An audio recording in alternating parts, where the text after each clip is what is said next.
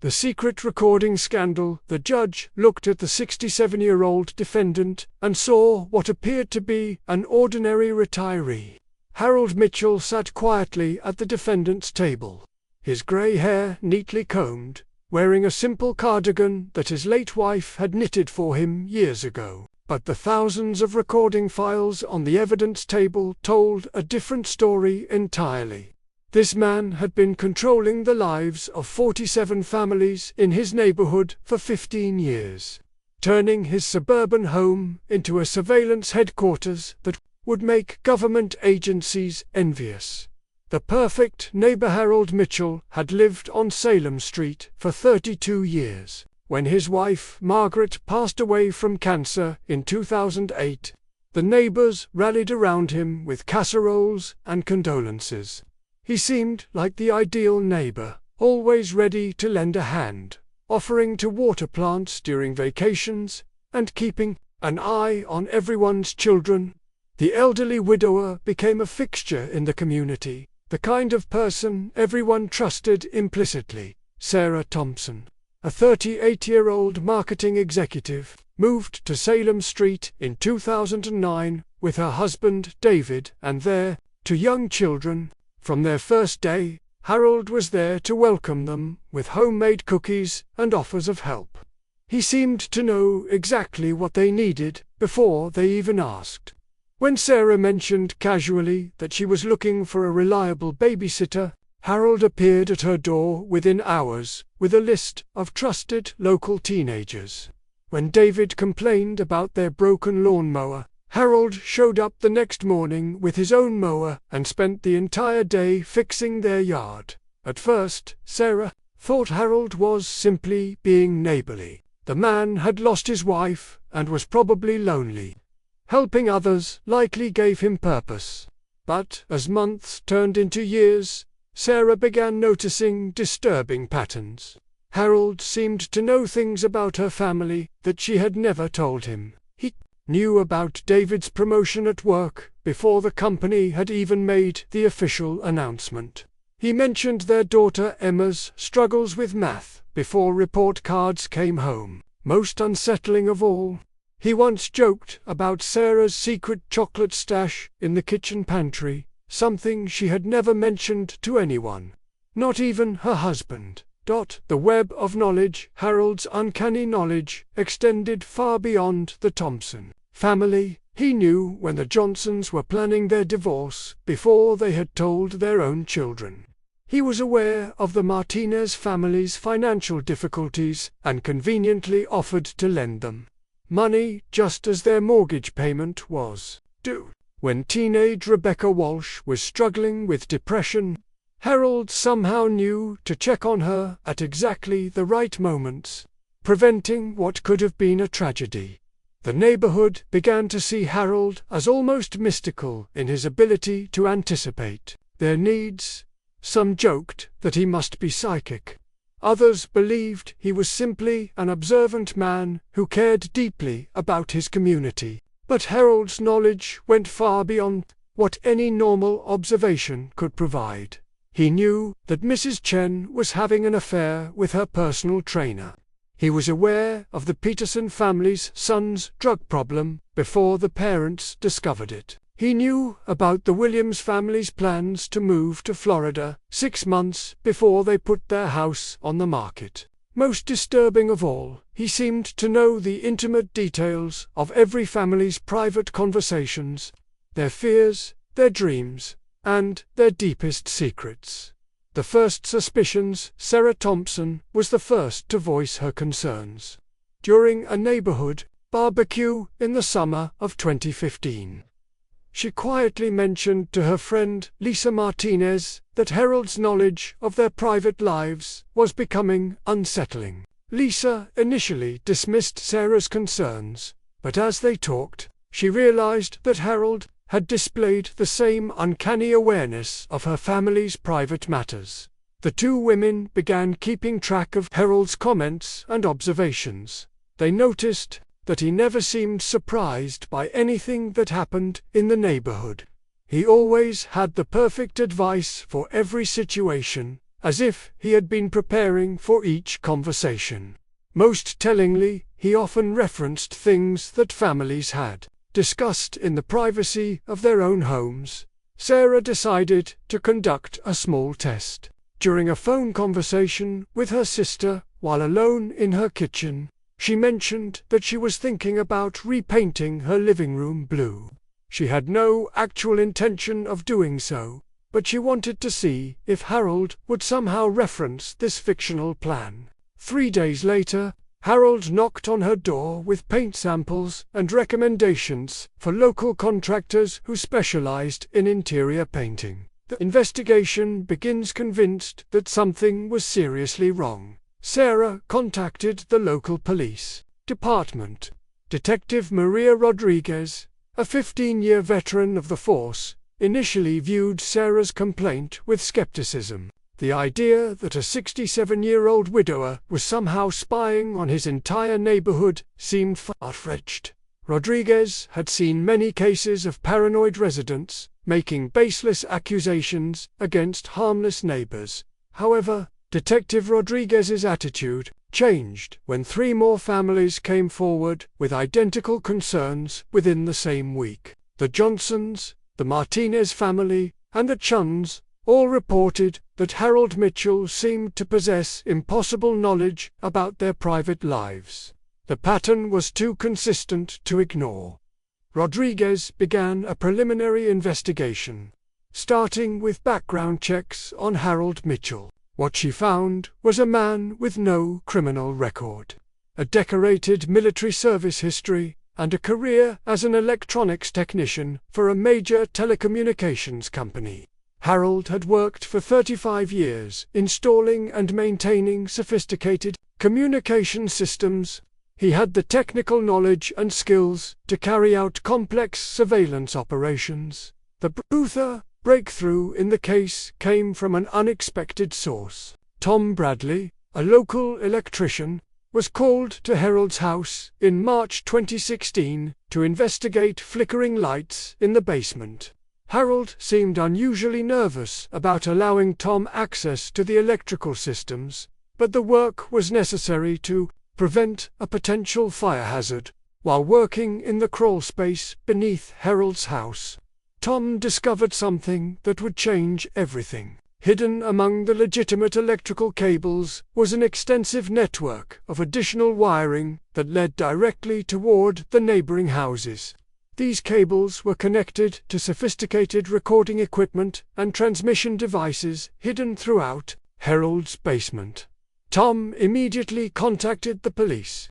Detective Rodriguez obtained a search warrant within hours, and what they found in Harold Mitchell's home exceeded their worst expectations.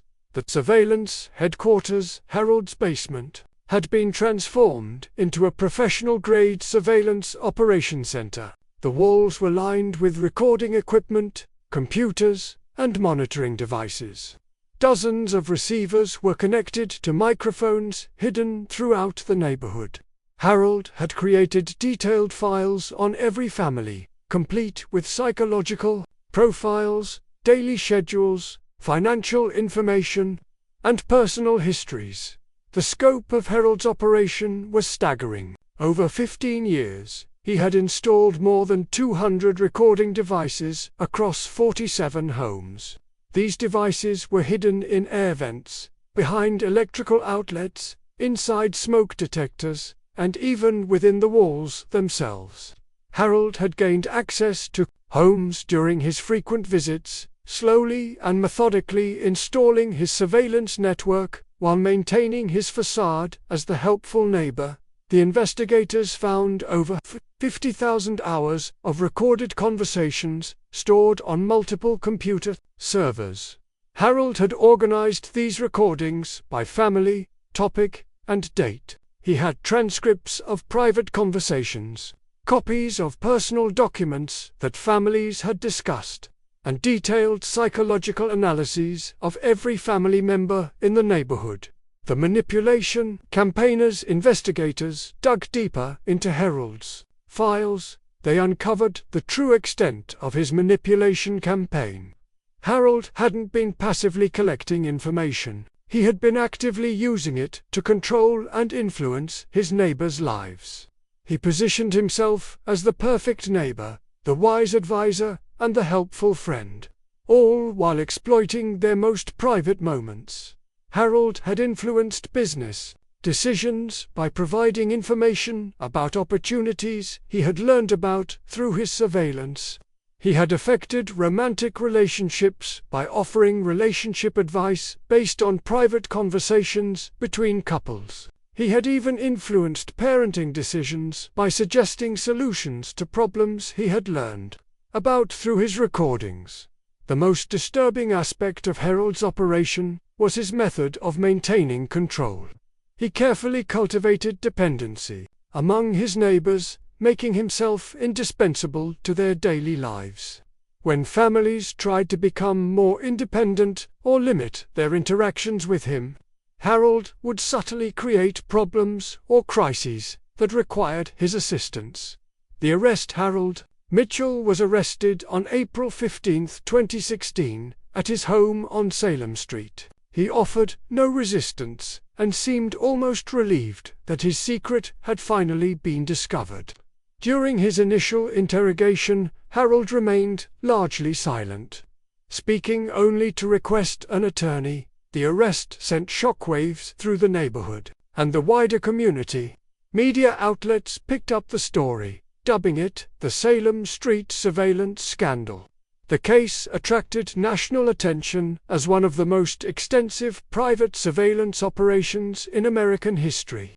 The legal proceedings. Harold Mitchell was charged with 47 counts of illegal surveillance, invasion of privacy, electronic eavesdropping, and stalking. Additional charges were added for identity theft, as Harold had obtained financial information and personal documents belonging to his neighbors. The prosecution, led by District Attorney Rebecca Foster, faced the complex task of presenting evidence from thousands of hours of recordings while protecting the privacy of the victims. The court established special procedures to review the evidence and determine what could be presented at trial. Harold's defense attorney, Robert Chen, argued that his client was a lonely widower who had lost his way after his wife's death. The defense claimed that Harold never intended to harm anyone and was simply trying to help his neighbors. They portrayed him as a man who had become obsessed with protecting his community but had crossed legal boundaries in his misguided efforts. The trial began on September 12, 2016, and lasted for 6 weeks. The prosecution presented overwhelming evidence of Harold's surveillance operation, including testimony from technical experts who explained the sophisticated nature of his equipment and methods. Sarah Tenson was among the first victims to testify. She described how Harold had used her private conversations to manipulate her family's decisions and insert himself into their lives. She testified about the violation she felt upon learning that her most intimate moments had been recorded and analyzed. Harold knew about my marriage problems before I had even fully acknowledged them myself, Sarah testified. He offered counseling and advice, positioning himself as our savior, when in reality, he was the one violating our privacy and manipulating our emotions. Other victims shared similar experiences. The Martinez family testified about how Harold had influenced their financial decisions by using information he had gathered through surveillance. The Johnsons described how Harold had affected their divorce proceedings by providing information to both sides through seemingly innocent conversations. Perhaps the most disturbing testimony came from Dr. Elizabeth Warren, a psychiatrist who had analyzed Harold's files and methods. Dr. Warren explained how Harold had used advanced psychological manipulation techniques, exploiting his neighbors' vulnerabilities and creating artificial dependencies. Mr. Mitchell didn't just record conversations, Dr. Warren testified. He studied human behavior, identified psychological pressure points, and systematically exploited them to maintain control over his victims. This wasn't the work of a lonely old man. This was the calculated manipulation of a skilled predator. The defense's argument. Harold's defense attorney argued that his client's actions, while illegal, were motivated by genuine concern for his neighbors rather than malicious intent. The defense presented character witnesses who testified about Harold's helpful nature and his devotion to his late wife.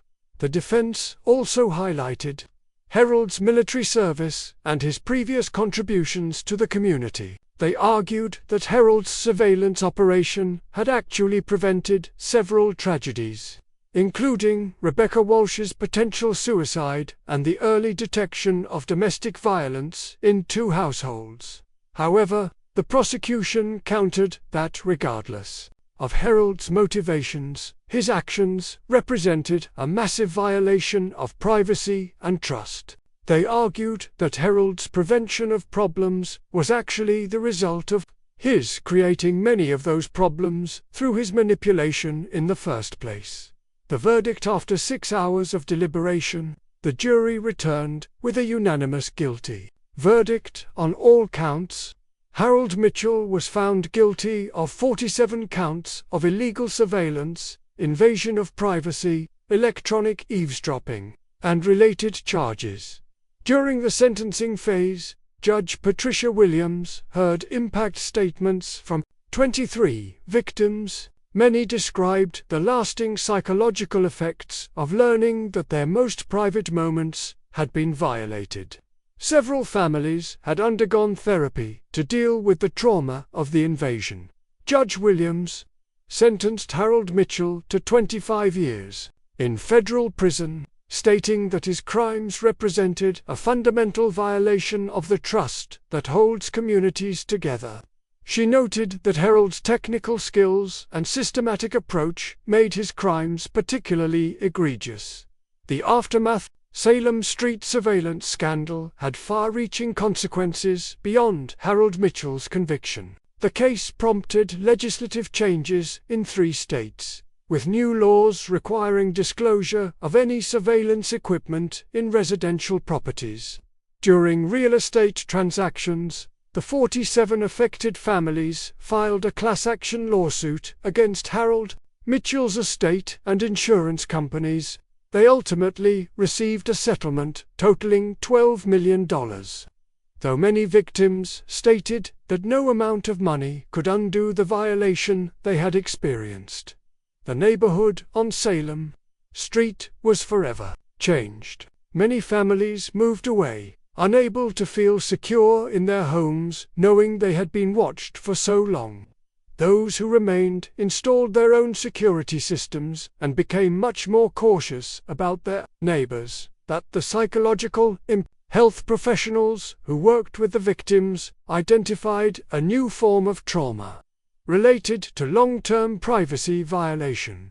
Dr. Sarah Kim, who counseled several of the affected families, described it as a profound betrayal that affects victims' ability to trust their own judgment and feel secure in their private spaces. Many victims reported ongoing anxiety about privacy, constantly wondering if they were still being watched. Children in the affected families struggled with understanding how someone they trusted could have betrayed them so completely. Several marriages were strained as couples questioned whether their private conversations had influenced their relationship decisions. Lessons learned. The Harold Mitchell case became a case study in privacy law, criminal psychology, and community safety. Law enforcement agencies across the country used the case to train officers in recognizing signs of surveillance operations. Privacy advocates pointed to the case as evidence of the need for stronger legal protections against electronic eavesdropping technology. Experts analyzed Harold's methods and identified ways that homeowners could detect similar surveillance equipment. The case led to the development of new detection devices and services designed to identify hidden recording equipment in homes and offices. Harold's prison life. Harold Mitchell is currently serving his sentence at a federal correctional facility in Pennsylvania. According to prison records, he has been a model prisoner, spending most of his time in the prison library and participating in educational programs. He has never granted interviews to media outlets and has reportedly expressed no remorse for his actions. Prison psychologists who have evaluated Harold describe him as an intelligent but deeply disturbed individual who genuinely believed his surveillance activities were beneficial to his neighbors. He continues to maintain that he was protecting his community, showing little understanding of the psychological damage he caused. The lasting questions. The Harold Mitchell case raises troubling questions about privacy, technology, and community trust. In an age where surveillance technology is increasingly accessible and sophisticated, the case serves as a warning about the potential for abuse by individuals with technical knowledge and malicious intent. Perhaps most disturbing is the realization that Harold's surveillance operation continued undetected for 15 years. Despite affecting 47 families in a small neighborhood, the case highlights how easily trust can be exploited and how difficult it can be to detect. Sophisticated surveillance operations. The families of Salem Street have learned to live with the knowledge that their most private moments were violated by someone they trusted. Their experience serves as a reminder that sometimes the most dangerous person in a community is the one who appears to care the most. Today, Harold Mitchell sits in his prison cell, serving his 25-year sentence. The families he violated continue to rebuild their lives and their ability to trust. The question that haunts them all remains: how many other Harold Mitchells are out there, listening to conversations they were never meant to hear, collecting secrets that were never meant to be shared, and manipulating lives from the shadows of suburban neighborhoods across America? The Salem Street Surveillance Scandal stands as one of the most extensive privacy violations in American history, a chilling reminder that the greatest threats to our privacy and security sometimes come from those we trust the most.